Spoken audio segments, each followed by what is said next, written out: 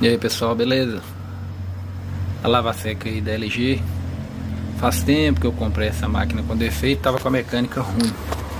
Abri a máquina, o cesto, os 3 pontos de apoio do tripé ali, tava tudo arrebentado, então eu tive que encher de solda, fazer um furo certinho de guia, né? Trocar o tripé, rolamento, retentor, mas olha que maravilha.